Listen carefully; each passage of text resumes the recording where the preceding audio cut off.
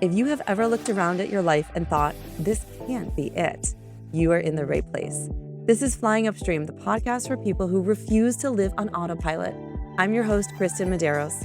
Each week, I sit down with people who questioned the rules, challenged the expectations, and chose a different path. Not because it was easy, but because it was honest. We talk about the moments that broke them open, the decisions that scared them, and the lives they built when they stopped doing what they were told and started listening to themselves. If you are done following the crowd and ready to trust your own way forward, stay with me. Let's fly upstream. Welcome back, free spirits. Today's guest is not your typical spiritual leader. Kathryn Sporcina is a serial entrepreneur, C-level executive, systems thinker, shaman, initiated vision quest guide, author, and founder of Transforming Tribes. She has advised global leaders and tech companies, built and scaled businesses across multiple industries, and was recently voted Best Spiritual Practitioner in the Australia Holistic Practitioner Awards. Ooh, quite an accomplishment. But behind the boardrooms and sacred ceremonies is a woman who had to dismantle an entire identity shaped by trauma, addiction to suffering, autoimmune illness, and patterns of abuse that followed her from childhood into adulthood. This conversation is about healing at the root, about breaking cycles, about shadow work, about leadership, and about remembering who you truly are. Kathryn, welcome to Flying Upstream. Thank you, Kristen. It's so amazing to be here with you today. I'm super excited. Okay, let's dive in. So, you grew up in a home with domestic violence. And I think this is actually probably more common than we realize because when you're growing up, you think that's normal. The environment you grew up in is just your baseline. How did that environment shape the way that you learned to survive in the world? Yeah, it's definitely, I think, more common than we realize. I think the statistics in Australia is something like 6 out of every 10 people experienced it at some point in their life. Wow. Is quite amazing. I don't think the stats in America and other parts of the world are too far behind that. So it is something that a lot of people meet, and there's so many different forms of abuse as well that we're only just really starting to understand the full impact, how they actually shape someone's future life. I think for me, like many in that situation, it really shaped my ability to read a room. Yeah, I got Mhm. very, very good at understanding to clock everything that's going on around me, to gauge my level of safety, to try and predetermine threats and to respond accordingly. And so I guess you could say the skills that I learned from that experience have really shaped my ability to be an entrepreneur. Yeah. And to a great degree, I believe was very much the shadow aspect of my ability to work with energy medicine as a shaman. Mm-hmm. Beautiful and wonderful how some of our deepest and darkest things can actually transmute into some of the most extraordinary medicines in our life if we let them. But yeah, I would definitely say it's the reading the room that it's just so different for someone who's been through situations like that. Yes, and I appreciate how you're saying that, you grew up in an abusive household and you still had skills that allowed you to succeed in life, right? Like you became wildly successful very young. By your mid 20s, you had already turned companies into global successes, which is like phenomenal. Like not many people do that. What were you chasing during that season of your life? Yeah, and that's an incredible question. Look, I was chasing security. I was chasing the validation that I didn't get as a young one. And I was chasing it in ways the world saw as healthy. So I had figured that, and I don't believe this was the impression of people around me, by the way, but I had figured that I had come out unscathed and had really been able to better myself from experience. I mean, I owned my first home at 18. I was flipping houses multiple times by the time I was early 20s. And as well as, yes, by the time I was 25, my first company had gone in multinational. So the drive to succeed, to prove that I could be more in the world, it was extreme for me. And I can't say the obsession was really healthy, but it definitely served a purpose in this modern context of commercialization that we live in. Yes, yes. And that's a great point that you bring up, right? Because you were obviously working extremely hard. Failure was not an option. You wanted to escape what you had grown up with, to prove yourself that you were worthy, that you could do this on your own. And in working so hard and proving yourself, there can be a lot of pain in that and a lot of suffering. And I think you've even said that you were addicted to the pain and the suffering, and that's such a powerful statement. I want to unpack that a little bit. What do you mean by that? Yeah, look, I think when we grow up in environments, I call it the opposites game when I speak with clients. It's like, oh, they'll talk about being broken about the way that they were raised or things that traumatic things that have happened in their life and how they would identify threat as opportunity and opportunity as threat. Because the environment that we're raised in, when we have those experiences, teaches us that love is harm, Yeah. that not to look for the love in the moments that are really sweet and soft and beautiful, but unless there is this deep destabilization in our being, we think something's wrong. And so going into startup mode, the destabilization in the startup is crazy. There's so much ambiguity. So I think also it was a natural progression for me to have another outlet for that destabilization to occur in my life. Again, looking for a healthy outlet. I also became a mum when I was 19 and had my second at 22. So I was juggling motherhood at such a young age too. So I had all of these chaotic things happening in my life, that gave me that destabilization, which made me feel, and yet at the core of all of that, we have this innate belief that if we're safe, if we're held, if we're loved, if we're seen, something must be wrong. Mm. So that is something that I really had to meet. I don't think I understood it as an addiction until much later, 2 husbands later, and 3 children later, and 5 businesses later. But definitely, I realized there was a very strong thread. I called it my balconies and my basements. So, whilst my personal life that everyone else got to see in my professional life was flying high and looked like I was just an absolute champion, which I was in in the context of our modern society. I was dealing with my dark basements. I was hiding domestic violence at home in my marriages. I was a completely disempowered woman because of this deep need to find ways to sabotage myself.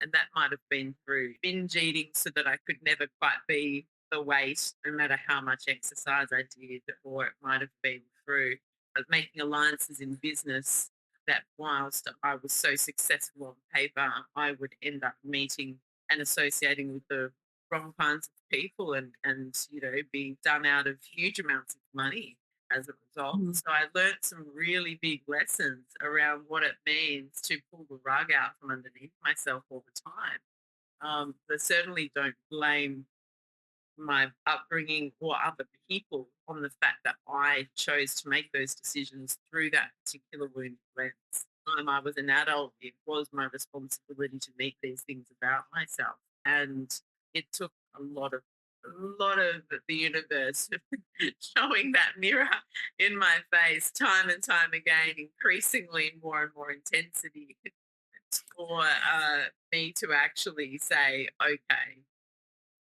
the common denominator is you, darling, and it's Mhm. that we really excavate this. You can't yoga this away. You can't breath work this away. We've got Yeah, yeah, that's fair. Tell me a bit about the breaking point that you hit. So at 35, you hit this breaking point. What happened that forced you to stop and truly look at your patterns and make different choices going forward? Yeah, I would say that the domestic violence in my second marriage had escalated massively. And that is still something I try not to dive into too much detail about because my children are now getting old enough that they can listen to things like this. And I have healed the relationship with my second husband to the point where we do a fantastic job with co-parenting. And I can honestly say I have all the little love in my heart for that man because he chose to give me some of the biggest lessons that I have ever learned, and he's done real work on himself. And so we're able to have that co parenting relationship. So I don't want to demonize anyone here either.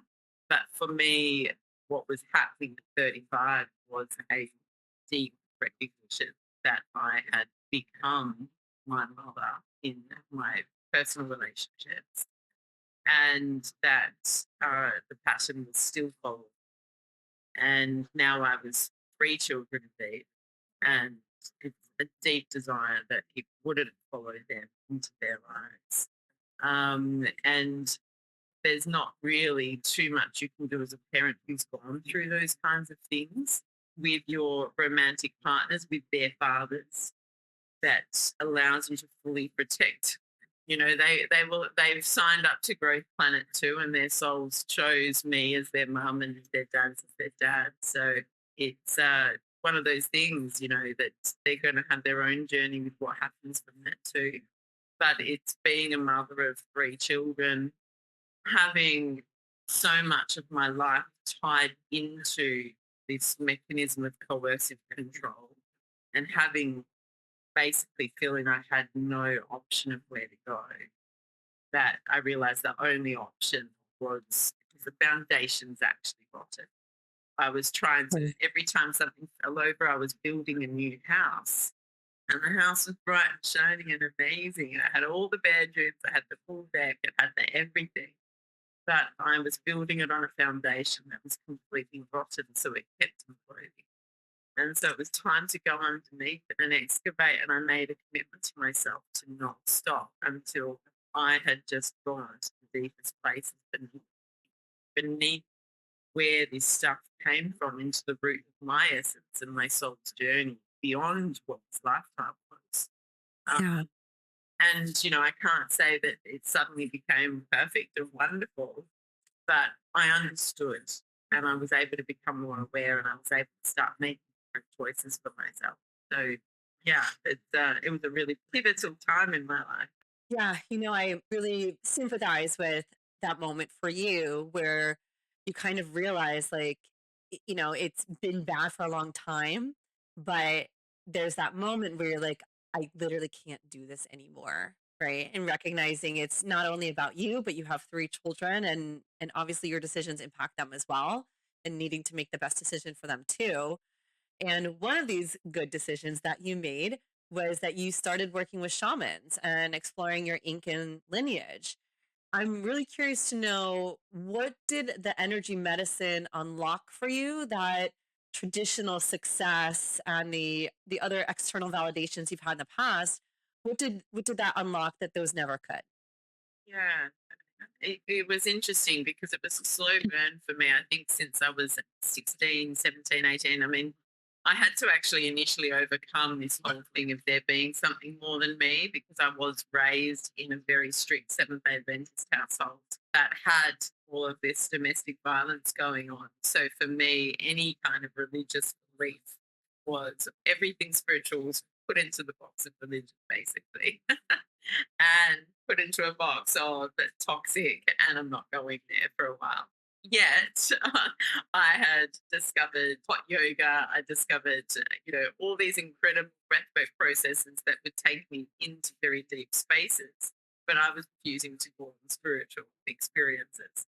Um, and so when it came to this aspect of my journey in discovering shamanic medicine, it actually began through Vision Quest and journeying with ayahuasca. I began apprenticing as a curanderas at one point to learn how to serve the medicine.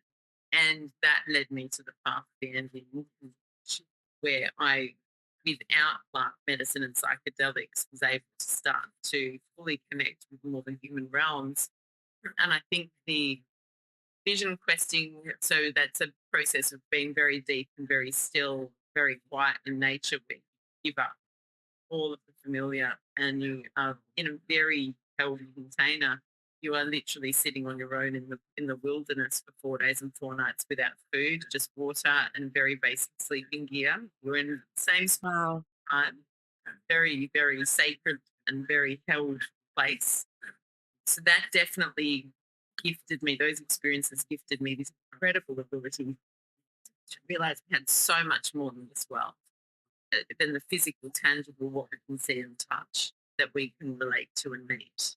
That coupled with the ayahuasca experiences really opened me up to there being all these other ways that we receive information that when we're in our conscious present state as a human being in the 3D world, we don't really pay any attention to.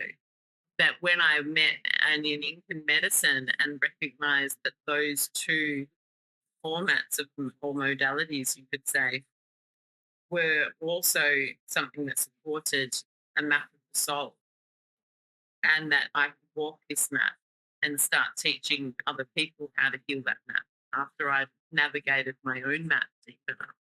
It became very clear to me that to have a way of very intentionally meeting the very root of whatever these illnesses in our energetic body and bring them back into balance with the rest of our being. So it's not that they didn't happen, but it's like a wave meeting the shoreline.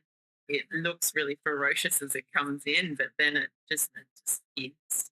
The impact it has is nothing on the sand.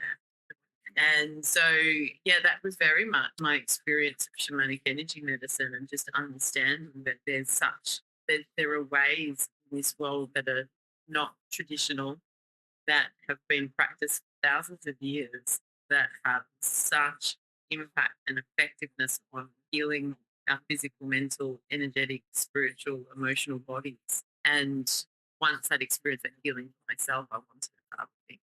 I mean, that's really profound and really deep. And I especially want to recognize that you said you were doing hot yoga for a long time and you were going to a deep place, but you just weren't using like the label of spiritual or whatever that right word is, but you still kind of had you kind of were on like the tip of the iceberg with that. You were still doing it, but it just um wasn't kind of healing in the way that you needed at the time.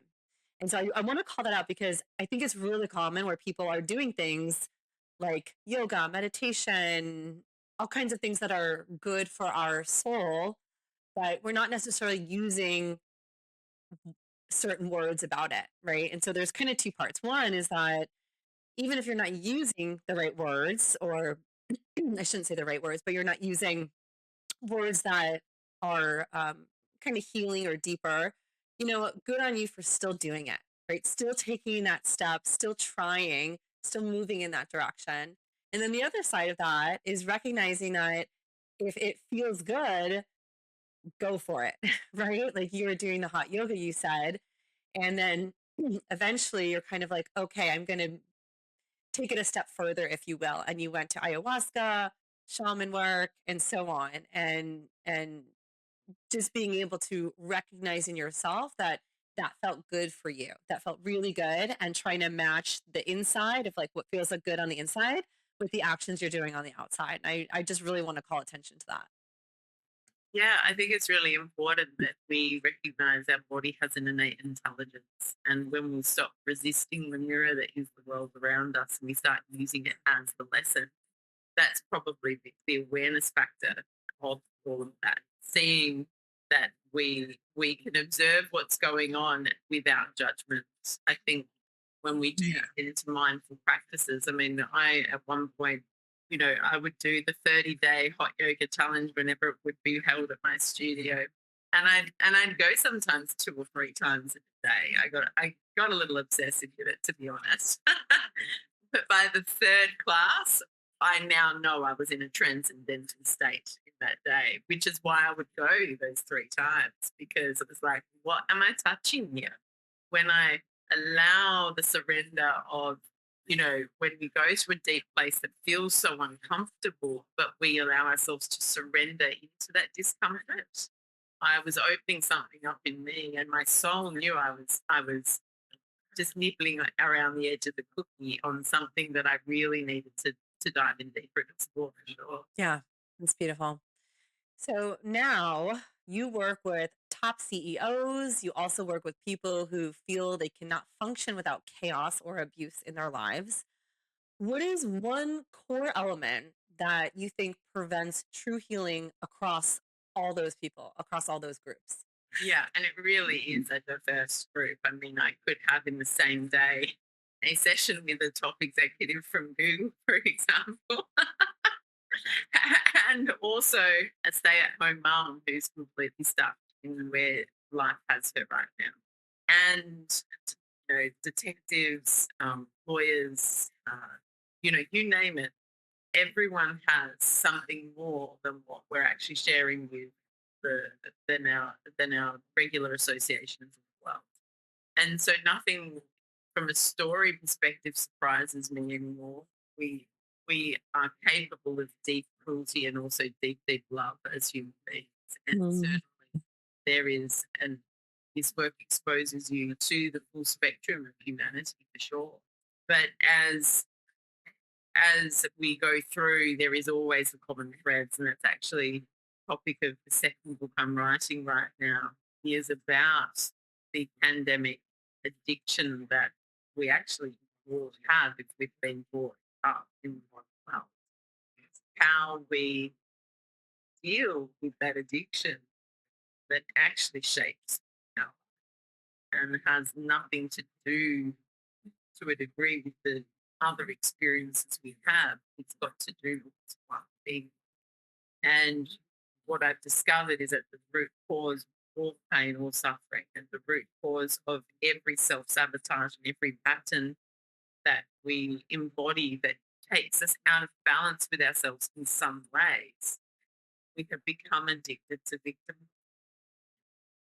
And I've come to that conclusion because, well, everything in our society in the modern day life tells us that we need something outside ourselves in order to be successful, to be healthy, to be loved, to belong, to be accepted, to be smart, to be funny. Everything requires something outside ourselves, a medication to numb the pain, really to heal the root cause. We Yeah. double down on the types of food we eat. We must have 3 meals a day. We're addicted to social media platforms. We're addicted to work. We're addicted to exercise. We're addicted to doing in order to earn our place as a whole human. And yet, the more we reach outside ourselves for something to rescue us, for something to be the answer to when I get this, then I'll be happy, whatever the this is. And to the point where many times we believe it's someone else's responsibility to make us feel. And I had to have a very big lesson in this.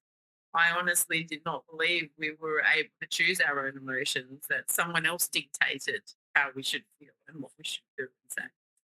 Mhm. Um, and that I was powerless in that choice. And that, yes, that comes from being raised in a certain way as well, where your feelings aren't validated and you have to deny the pain or the experience of being terrified in order to pander to a parent's desire of what they want you to conform to. Sure, there's those kinds of dynamics going on, but as an adult who then has sovereignty over their soul and their being, we then have to realize that we get to actually make the choice. And yeah, recognizing that everything is actually a choice, whether we're making it consciously or not, is another question. But when we look at where our lives are and where we're going with the trajectory of that life, uh, I would say 99% of people who begin working with me have got a list of reasons that all sit in the bucket of I'm a victim as to why their life isn't where they want it to be right now. It's what's kept them scarce, sick, stuck, and suffering. And Mm. so when we look at the root cause of any heart addiction, that maybe I call them heart addictions when we're talking about substance abuse and things like that, porn addictions and stuff like that. Um, when we're looking at those, it's literally the body's mechanism of saying, I'm so wounded, I have this huge hole, and I need something outside myself to fill that hole to numb that pain. What I've found with my work is that when we heal the wound of victimhood, we also heal the thirst to keep going after something outside ourselves, to do that work of pretending we're whole, we're successful, if that makes sense. Yeah, that does. I especially appreciate your comment about when we are addicted to hard substances, like you said, it's because we have a hole that we're trying to fill. And so many people don't understand that aspect of it. They think that it's for a million other reasons. Oh, they really like the taste of alcohol, or they like whatever it is. But that's not really what's behind it all. And having the courage, not even just the knowledge alone and awareness, but just the pure courage to peel back that layer can really unlock a lot for us. And not just about our wounds that need to be healed, but also about what is right for us, what brings us joy and happiness and what lights us up. And then that's the path that you can actually pursue. So yeah, really cool. Even from an identity perspective, there's so many things about our personality and our identity that we believe are just hard as rock. This is just how we're wired. That are literally a byproduct of recognizing that we are seeking and searching something outside ourselves. And therefore, we've created a very clever tool, a coping mechanism or a defense mechanism or a way of dealing with conflict or uncertain situations. We create these fun little tools to help us survive, but we also create a reliance and addiction on something else to be the thing that can soothe the wound. Absolutely. Gosh. Well, Catherine, you've really shared so much wisdom today, and we're kind of winding down. I've got one last question for you. So, as you know, on this podcast, we talk about flying upstream and choosing that unconventional path. What does flying upstream mean to you now after everything you have lived through and reclaimed? Yeah, I think it comes down to continuing to do the work to own my truth and my authenticity, to really have that relationship with sitting in the truth of how I want to express myself and how my medicine is being thought to express in that moment.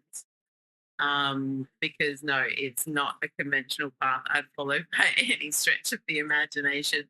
And yet, there's an innate drive in me to continue to create and to continue to bring awareness to our human condition in ways that they may not have necessarily been looked at before. I believe all healing paths are really beneficial, but it's when we connect the dots with what actually works for our particular soul map that we light up this path inside us that becomes that north star and that direction we can keep moving forward.